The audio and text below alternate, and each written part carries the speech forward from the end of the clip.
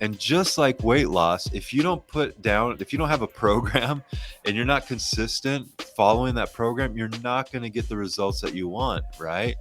And so is it any wonder, just like with weight loss, where people don't follow a plan, they don't lose the weight, they get frustrated and, just say, forget it, this isn't for me, or this isn't working.